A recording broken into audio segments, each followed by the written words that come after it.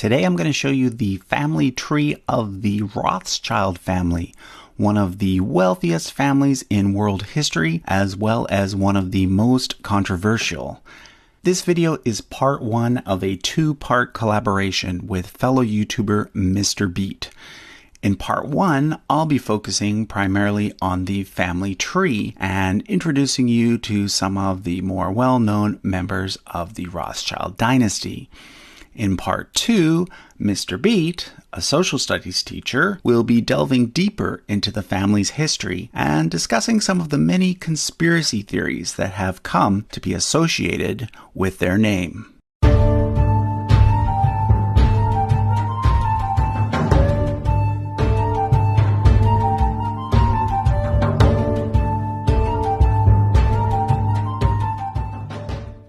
So first of all, the name Rothschild comes from the German for red shield. It's a reference to the fact that the family originally used a red shield as an identifying mark on their house. Their story begins in Germany with this individual here, Meyer Amschel Rothschild, who initially initially a dealer in rare coins and an apprentice banker. However, things really took off for him because of a special relationship he had with a German prince, William IX of Hesse-Kassel. That prince appointed Meyer to be his court Jew. A court Jew was actually an official position in those days. Because Christians were prohibited from certain types of money lending, nobles would often hire a Jew to fulfill this role. So Meyer ended up managing the money for one of the richest princes in Europe, and by doing so, he himself became very rich as well. Eventually, he started managing money for other princes, and even entire governments. By this point, he had several adult sons. So what he did was he created a Rothschild bank, and he sent each of his 5 sons to a different capital in Europe to run a branch there. His eldest son, Amschel, ran the original branch in Frankfurt, and then his son Solomon was sent to Vienna, Nathan to London, Karl to Naples, and James to Paris. The family then developed a network of agents that allowed for safe and speedy transfer of gold across the continent, as well as for ease of communication between the various branches. This made all 5 branches extremely successful.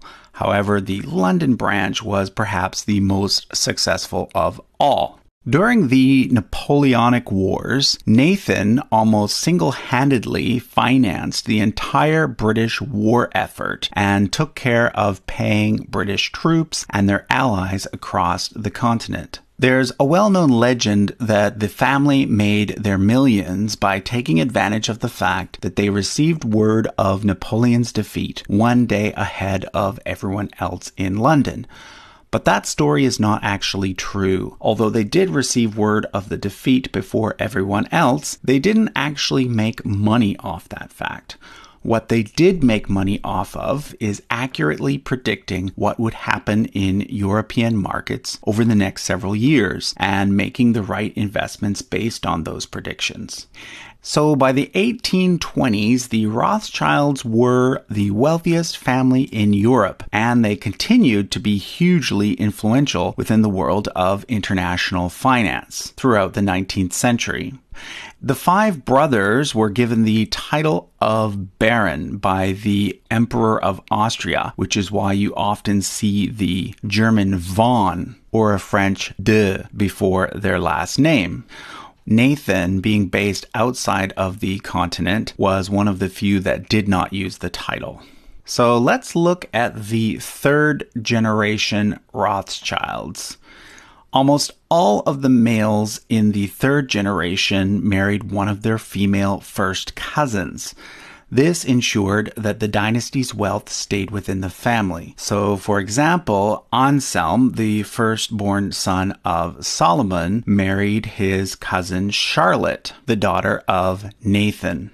He's shown in yellow because he's from the Austrian branch, and she's shown in red because she's a member of the British branch. Likewise, Lionel, the firstborn son of Nathan, married his cousin, also named Charlotte, but she was a daughter of Carl from the Italian branch.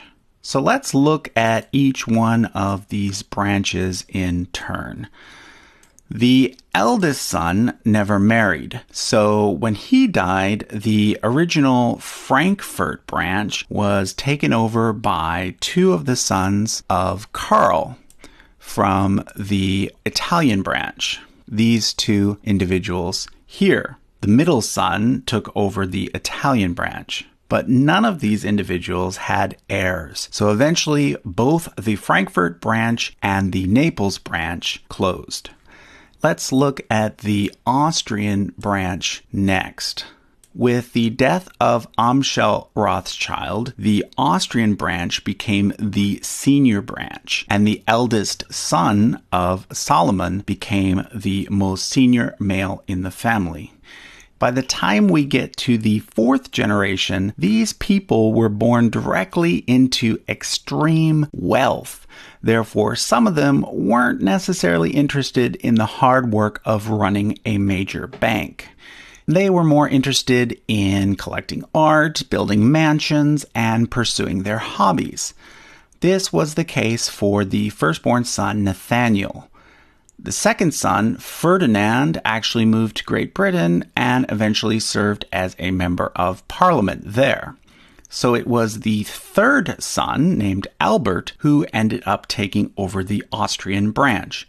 He married a cousin from the French branch. From there, Albert's sons took over the business in Vienna. On the chart, I've only shown one of these sons, but there were a few others as well.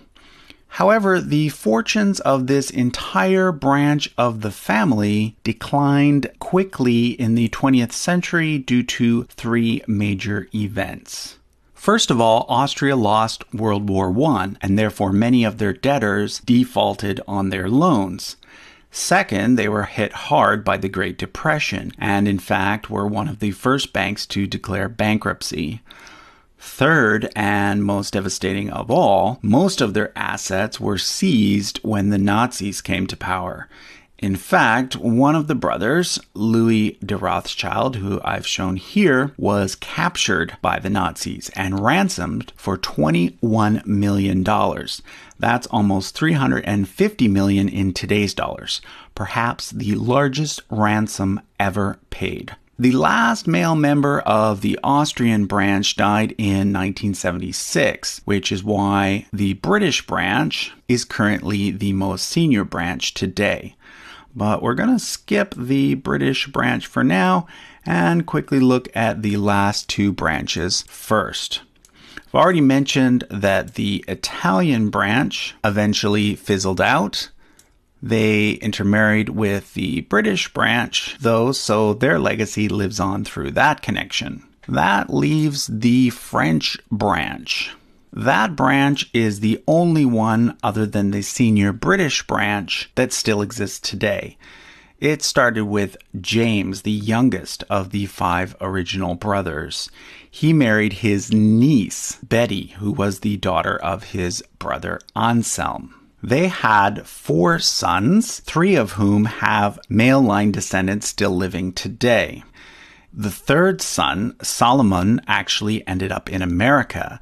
The idea was that he might eventually start a branch there, but Solomon died young and an American branch never did come to exist. The youngest son, Edmund, was a big supporter of the early Zionist movement. Long before the Holocaust and decades before the British occupation of Palestine, Edmund purchased land from the Ottomans and helped fund the first Jewish settlement in what is today the State of Israel.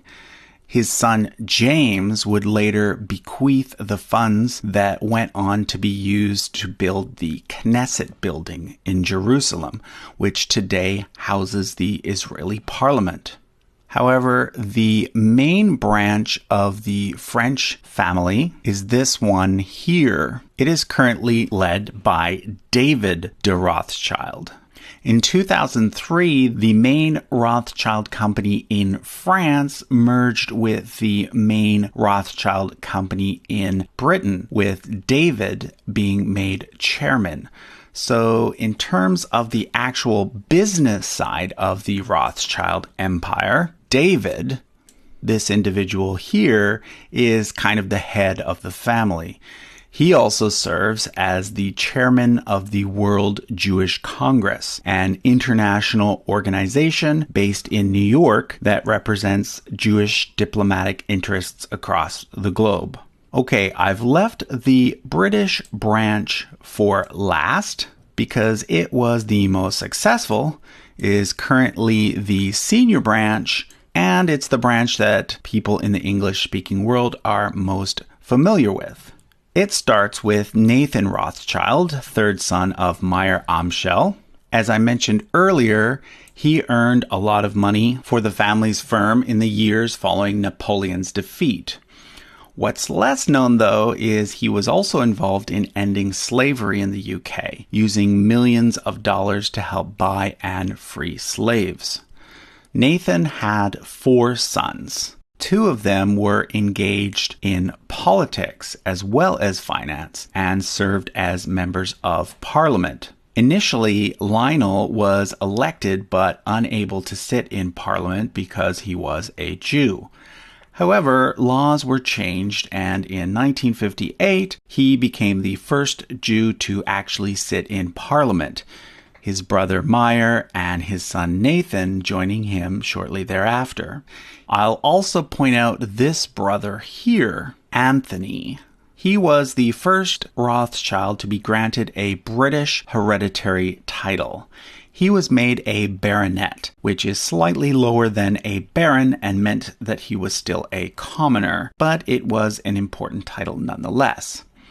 He did not have any sons, though, so his title passed to his nephew, Nathan. Nathan was later upgraded to the title of Baron, and thus became the first Rothschild to become a member of the British nobility, and also the first Jew to sit in the House of Lords.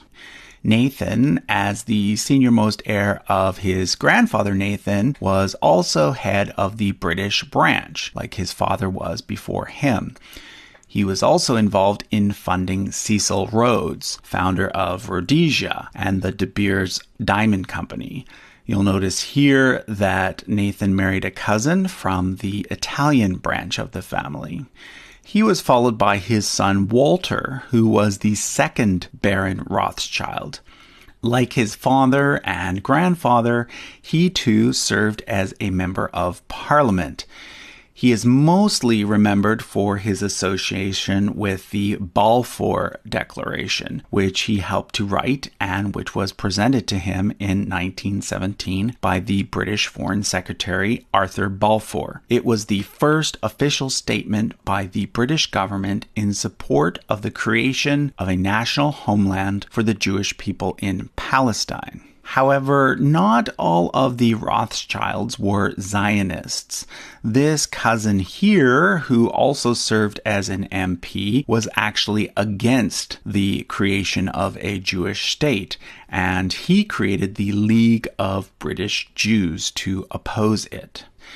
But back to Walter. Walter had no legitimate children, so the next Baron Rothschild was his nephew, Victor. Victor was a member of MI5 during World War II and was an advisor to many British prime ministers up to and including Margaret Thatcher, although at one point he was suspected to be a Soviet spy. He, however, was cleared of those charges. He was followed by his son Jacob, who is the 4th and current Baron Rothschild, currently also the most senior male member descendant of Meyer Amschel Rothschild. He has a son named Nathaniel, who will one day become the 5th Baron. It is Jacob's face that is often seen in the many conspiracy theory videos about the Rothschilds. Let me point out a few other interesting connections. Jacob has a half-sister who is a Harvard professor and married to Nobel Prize-winning economist Amartya Sen. He also has a half-brother who married into the Guinness family. Yes, the family of beer and Book of Records fame. They had 3 children. Their son married into the Hilton family of hotel fame and is the brother-in-law of Paris Hilton. Their daughters married the Goldsmith brothers, one of whom is currently a British MP. On the business side of things, the running of the actual company established by Nathan Rothschild eventually came to be run by this branch of the family here. Most recently, Evelyn Rothschild, who also served as the personal financial advisor to Queen Elizabeth. In the 1980s, there was a family feud between Jacob and Evelyn that ended in Jacob leaving the original company. Later, after Evelyn retired, the British firm eventually merged with the French branch, as I mentioned earlier, and is currently being run by David de Rothschild. If you go to their website, Rothschild.com, you'll notice that there are links to 2 main Rothschild companies. Rothschild & Co. is that original company started by Nathan, now run by David de Rothschild. Edmond de Rothschild is a company run by a junior part of the French branch and is currently run by Benjamin de Rothschild. You can see that the company name is named after his father. Interestingly, if you do a search on the Forbes list of billionaires, he's the only member of the Rothschild family that you will find. So that was a quick look at the Rothschild dynasty. Are they super rich? Yes, they certainly are. Do they